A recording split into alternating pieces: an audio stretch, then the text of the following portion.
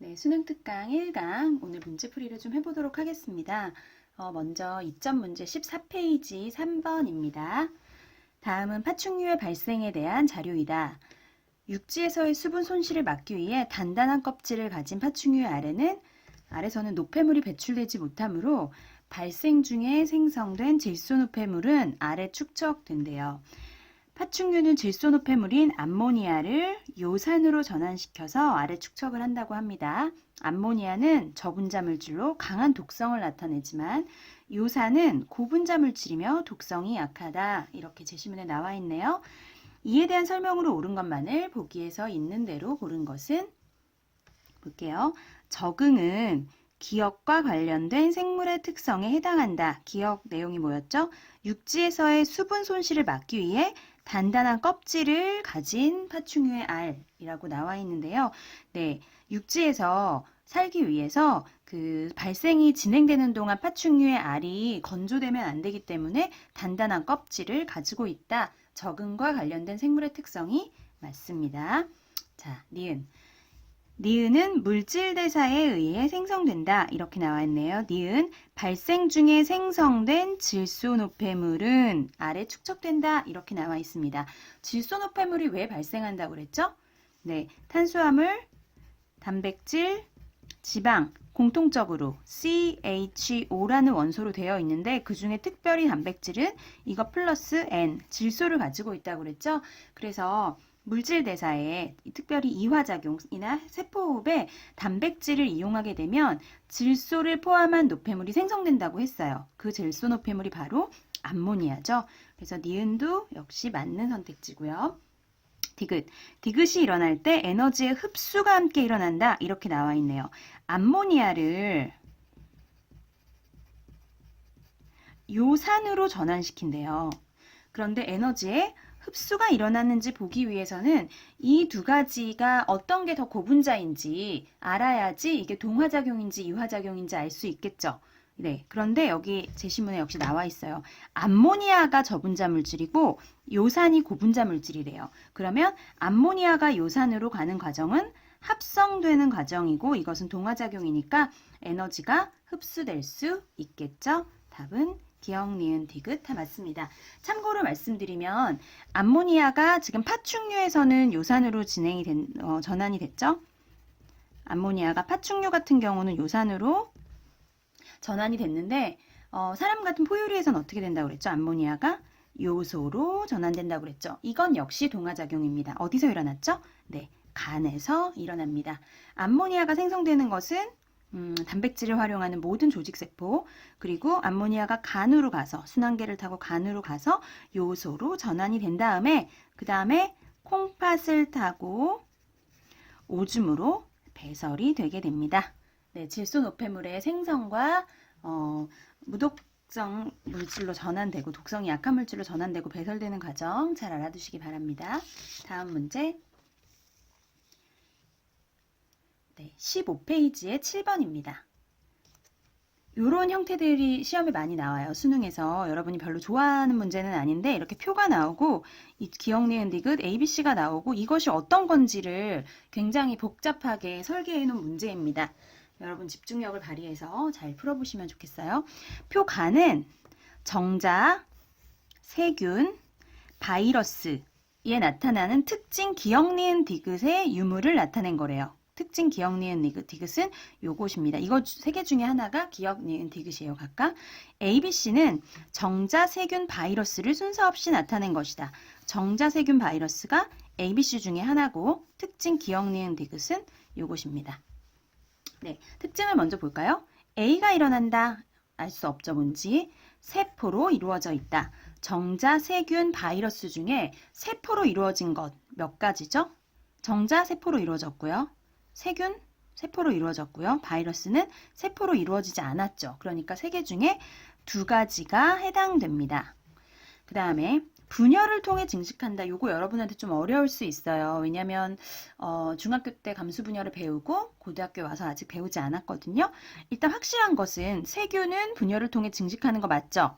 바이러스는 분열을 통해 증식하지 않습니다. 숙주세포에 감염해서 숙주의 물질에서 세 개를 이용해 가지고 증식을 하게 되겠죠. 정자는 어떻게 증식할까요? 네, 정답을 말씀드리면 정자는 증식하지 못합니다. 정자는 어떻게 생성되냐면 정소에서 정원세포라고 하는 그 생식 원세포가 감수 분열을 통해서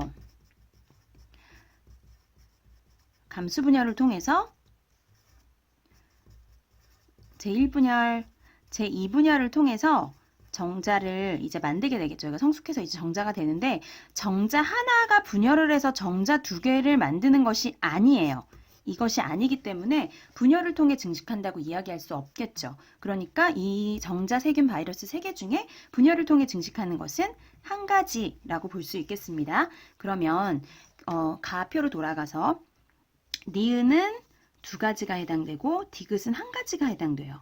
그러면 니은이 세포로 이루어져 있다. 분열을 통해 증식한다가 디귿이라고 할 수 있겠죠? 그럼 분열을 통해 증식하는 것은 3가지 중에 세균뿐이었으니까 디귿이 세균이라는 것 알 수 있겠고요. 세포로 이루어진 것 세균과 정자였죠. 그러니까 남아있는 A가 바이러스라는 것을 알 수 있겠습니다.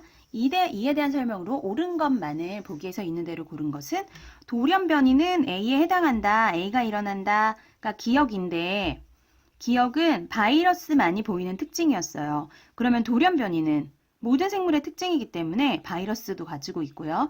정자, 세균, 바이러스 모두 가진 특성이기 때문에 만약에 돌연변이는 A에 해당한다면 A, B, C가 모두 동그라미여야 되겠죠. 그러니까 1번은 기억은 틀렸습니다. 디귿, 니은, 디귿은 분열을 통해 증식한다이다. 맞고요. B와 C는, B와 C, 정자와 세균은 모두 독립적으로 물질 대사를 한다. 네, 생명체의 특성이었죠. 맞습니다. 그래서 답은 니은과 디귿 5번이 되겠습니다. 다음 문제는 17페이지의 14번 문제입니다.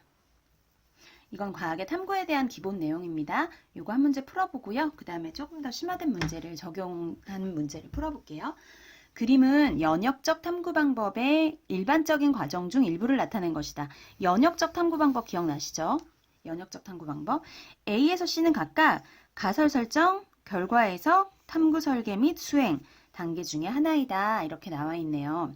처음에 관찰과 문제인식을 하고 A, B, C를 거쳐서 결론 도출을 한대요. 한번 순서대로 보면 연역적 탐구 방법에서 중요한 게 뭐였죠?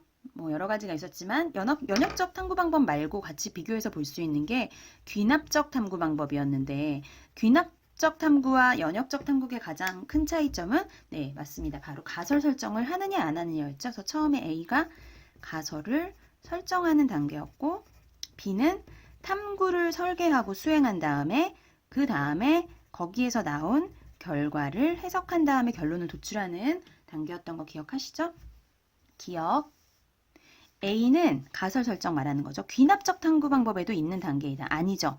이게 가설 설정이 바로 귀납적 탐구와 연역적 탐구를 구분할 수 있는 가장 결정적인 단서라고 했습니다. 니은 대조군 설정과 변인 통제가 이루어지는 단계는 언제죠? 탐구 설계 및 수행 B단계죠. C가 아니라 B단계입니다. 틀렸습니다. 대조군 설정 탐구에서 굉장히 중요한 거 탐구 설계 및 수행 B단계에서 굉장히 중요한 거 2가지 말씀드렸는데요. 하나는 대조군을 설정하는 거였어요. 대조실험이라고 얘기했죠. 대조실험. 대조실험으로 대조군과 실험군 2가지를 설정해야지 실험군이 그 조작 변인에 의해서 그 결과가 나타났다는 타당성을 입증할 수 있다고 했습니다. 첫 번째가 대조실험이고요. 두 번째는 변인에 대한 내용을 봤는데요. 변인은 크게 독립변인하고 종속변인이 있었습니다. 특별히 또 독립변인은, 그러니까 독립변인은 영향을 주는 변인, 종속변인은 영향을 받는 변인이었는데 독립변인은 또 2가지가 있었죠. 조작변인하고 통제변인이 있었습니다. 그래서 보통 실험에서는 조작변인을 조작했을 때 종속변인이 어떤 영향을 받나 이것을 봅니다. 그래서 가설도 이런 게 이것에게 영향을 줄 것이다. 이렇게 가설도 나오게 되겠죠. 조작 변이는 영향을 주는 변인, 종속 변이는 조작 변인을 조작함에 따라서 바뀌는, 영향을 받는 실험의 결과라고 얘기했습니다. 통제 변이는 가만히 두면 통제 변인도 종속 변인에게 영향을 줄 수 있어요. 왜? 독립 변인이니까. 하지만 우리는 오로지 조작 변인만이 종속 변인, 실험 결과에게 영향을 주는 것을 원하기 때문에, 그거를 알아보고 싶기 때문에 조작 변인이 통제 변인이 전혀 영향을 주지 못하도록 통제해 주기 때문에 조작 변인의 영향만을 볼 수 있는 거죠.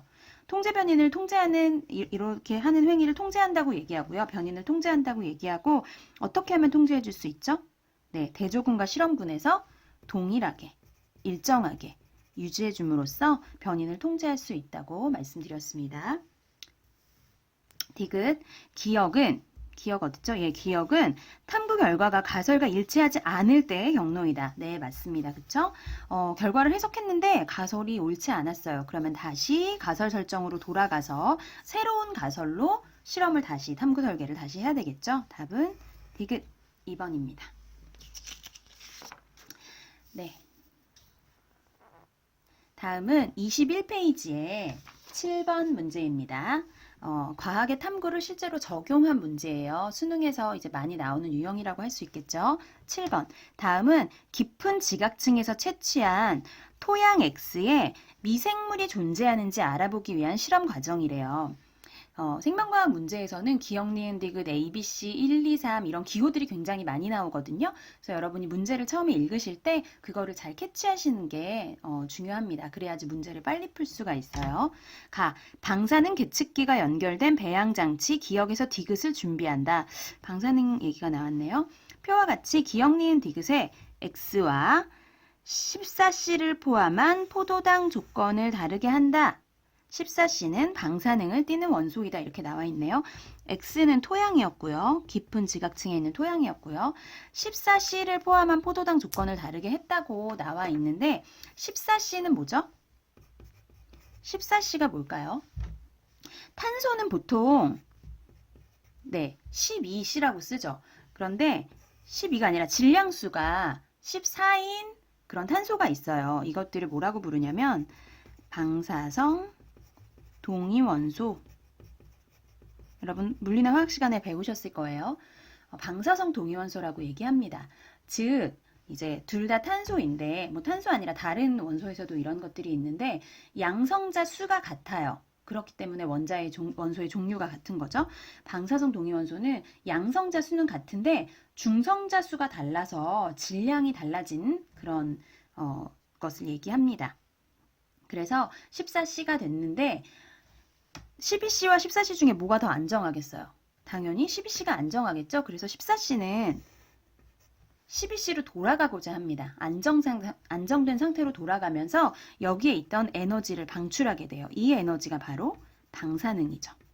이 에너지가 바로 방사능이고 이 방사능을 측정할 수 있습니다. 방사능이 얼마나 나오는지. 이것을 측정하는 기계가 바로 아까 문제에 나온 방사능 계측기라고 할 수 있겠죠. 방사능 계측기라고 할 수 있습니다. 이런 실험을 할 때 학생들이 많이 물어보는 질문이 있어요. 선생님, 이 방사능이 너무 해로워가지고 생물들이 실험할 때 다 죽지 않나요? 이렇게 물어보는데 이 방사능은 굉장히 생명 자체에 영향을 미칠 만한 방사능은 아닙니다. 뭐 이게 원자력 발전소도 아니고 그렇기 때문에 생명체에게 어떤 악영향을 주지 않을 정도의 약한 방사능이다 이렇게 생각하시면 되겠어요. 그래서 12C는 우리가 계측을 하기가 어렵지만 14C는 방사능 계측기로 쉽게 계측할 수 있기 때문에 생명과학 실험에서 방사성 동위원소가 종종 등장을 하게 됩니다. 생명과학 2에는 더 많이 나올 거예요. 자, 표를 볼게요. 실험 세팅을 어떻게 했냐. 토양 X를 기억은 넣지 않고 니은은 넣었고 디귿도 넣었습니다. 14C를 포함한 포도당을 아주 소량 공급했고요. 공급을 아예 안 했고 얘도 역시 소량 공급을 했죠. 네. 기억에서 디귿을 각각 밀폐시킨 후 방사능 계측기를 이용해서 14CO2의 검출 여부를 조사했어요. 뭐를 주고 뭐를 봤어요? 14C를 포함한 포도당을 주고 14CO2가 나오는지를 조사를 했다는 거죠. 네. 자, 그러면 이거 실험은 어떻게 되는 거예요? 뭘 조작했어요? 14C를 포함한 포도당을 주고 포도당은 C6H12O6잖아요. 거기에 있는 C가 12C가 아니라 14C라는 거죠. 네, 그걸 소량 공급했습니다. 소량. 그 다음에 어떤 과정을 거쳐서 얘가 14CO2 여기에 있던 14C가 이렇게 CO2로 나오는지 방출이 되는지를 검출했다는 겁니다. 14C 포도당을 주고 안 주고를 조작했고 14CO2가 검출되는지를 봤습니다. 이게 조작변이라면 이거는 실험의 결과니까 종속변이겠죠? 네, 기억. 종속변이는 14C를 포함한 포도당의 공급 여부이다. 아니죠. 이것은 조작변인입니다. 니은. 물질 대사는 이 탐구와 관련된 생물의 특성에 해당된다. 근데 이 전체적인 탐구는 뭘 보기 위함일까요? 뭘 알아보려고? 이 토양 X에 미생물이 존재하는지 알아본대요. 생물이 존재하는지 알아보려면 여러 방법이 있겠죠. 현미경에서 세포로 구성된 물질이 있는지 본다. 뭐 발생과 생장을 하는지 본다. 적응과 진화가 되는지 뭐 여러 가지를 볼 수 있겠지만 이 실험의 세팅은 결국은 포도당을 주고 CO2가 발생하는지 봤기 때문에 네, 뭘 본 거예요? 이화작용, 물질 대사를 봤다고 얘기할 수 있겠죠. 실제로 이것과 유사한 실험을 화성 토양으로 한 예가 있어요. 바이킹호에서 화성에 있는 토양을 퍼와가지고 그걸로 이렇게 실험을 한 적이 있습니다. 유명한 실험이에요. 네, 기억과 디귿만을 비교하면 기억과 디귿, 요것과 요거네요. 포도당이 X에 존재하는 생명체에 미치는 영향을 알 수 있다. 알 수 있을까요? 기억에는 X를 넣지 않았어요.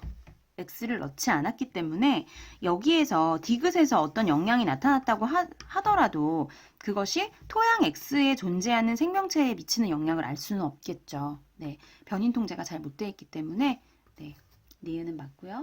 디귿은 안 되겠죠. 그래서 답은 1번 니은이 되겠습니다. 네, 이것으로 1강에 있는 선생님이 준비한 4문제를 풀었고요. 1강에 있는 문제들은 그렇게 어렵지 않거든요. 여러분 시간 되실 때마다 1강에 있는 문제들 3점짜리 문제들도 여러분 충분히 푸실 수 있으니까 한번 잘 풀어보시면서 내용 다시 한번 정리해 보시길 바랍니다. 수고하셨어요.